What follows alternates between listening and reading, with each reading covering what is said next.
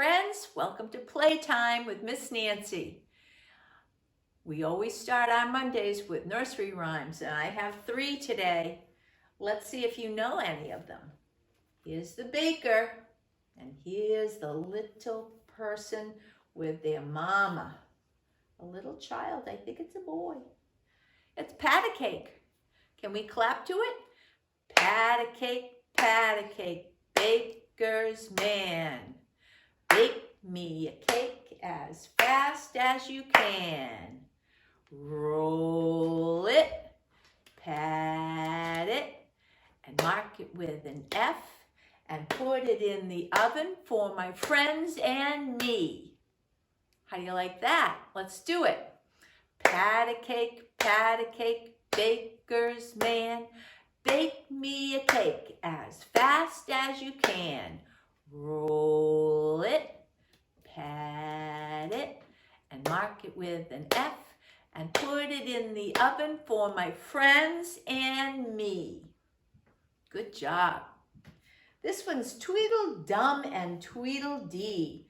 They're twins. They're dressed exactly alike, and it looks like they're having a little discussion. Tweedle-Dum and Tweedle-Dee resolved to have a battle. For Tweedle-Dum said Tweedle-Dee, he spoiled his nice new rattle. Just then flew by a monstrous crow, as big as a tar barrel. That's big. Which frightened both our heroes so they quite forgot their battle.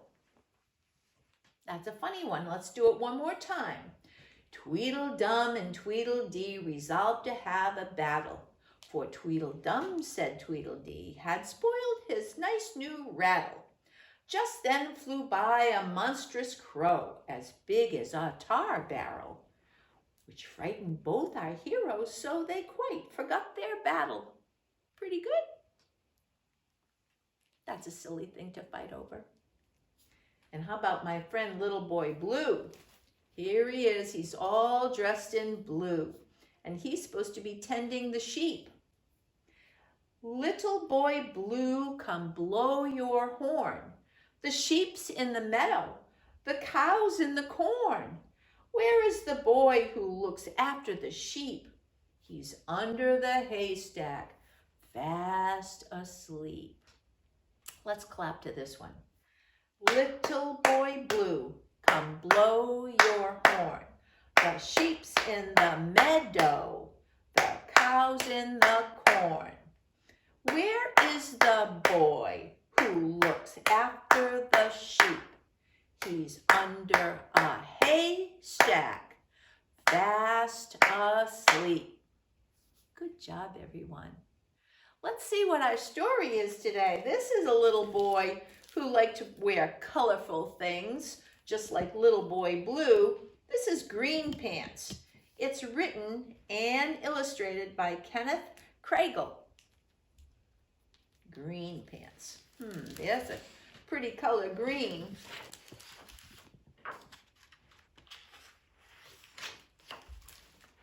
Jameson only ever wore green pants. When he wore green pants, he could do anything. Look, here's his closet, and all he has are green pants. He could dunk the basketball in the hoop. Wow, that's a big jump. He could dive. Wow, he flipped and then dove into the pool. And he could dance. He had all the moves when he wore his green pants. Sometimes people tried to get Jameson to wear pants of a different color. They got him blue pants. I don't think so. But one way or another, look where all those other colored pants. Jameson made sure they didn't end up in his closet. Look, this doggie's wearing some of Jameson's red pants. The rest are in the trees. One day, Jameson's cousin Armando came by with his fiancée, Jo. Jo had the nicest smile Jameson had ever seen, and her eyes seemed to sparkle like the autumn sun shining upon a running river. "Hey, Jameson, we have a question for you," Armando said. "Oh, I wonder what it is." "Would you like to be in our wedding?" Jo asked. "Absolutely," replied Jameson, staring deeply into Jo's bright eyes. He really liked her. The next morning, Jameson's mother said, "You know, being in a wedding is a big deal. There will be a lot of standing." "No problem," Jameson said. "And you'll have to smile nicely for all the photos." "No problem." "And you'll have to use your best manners at dinner." "No problem there, Mom." "And one more thing," his mother said slowly. "You will have to wear a tuxedo." "Okay," Jameson nodded. "No problem." "Jameson, honey, the tuxedo will be black." "What?" Jameson gasped. "Black pants? Black? Are you sure?" "Yes, I'm afraid so." At the tuxedo fitting, Jameson rejected every pair of black pants that he was given to try. "Nope, no thank you, not good." But he was quite impressed with how striking his green pants looked with the rest of the tuxedo. Thought that looked pretty good. His mother, however, remained firm. "If you want to be in the wedding, you'll have to wear black pants." The day of the wedding came, and Jameson still hadn't made up his mind. "I'm sorry you have to choose," his mom said, "but I'm afraid you must." "But how?" Jameson cried. "It's impossible." Look, he had everything else on, but no pants yet. But all too soon it was time. "Okay, Jameson," his mother said, moments before the wedding began. "This is it. Have you decided?" "No." "Well, it is a tough decision, but I know you can figure it out." She kissed his forehead and went inside. She let Jameson decide. Jameson sank in despair. "But how?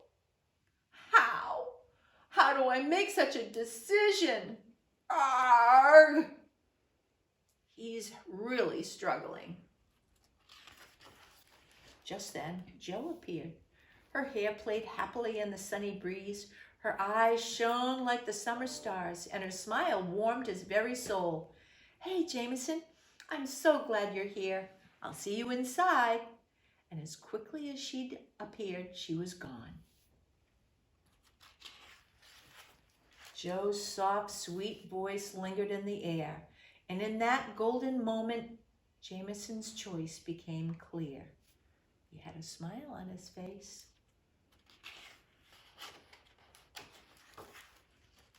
The wedding began, and Jameson appeared right on cue, looking quite dashing in his tuxedo. During the ceremony, Jameson stood very still. Afterward, he posed for every picture with perfect charm and grace. At dinner, he was pleasant and courteous, and his manners were impeccable. But the moment the dance music began, a pair of black pants fell to the floor, and behold, what was underneath? And Jameson danced like no one had ever danced before in his green pants with the rest of his tuxedo. He was marvelous, and everybody cheered, and everyone had a wonderful time. What a good choice Jameson had made. Thanks for listening.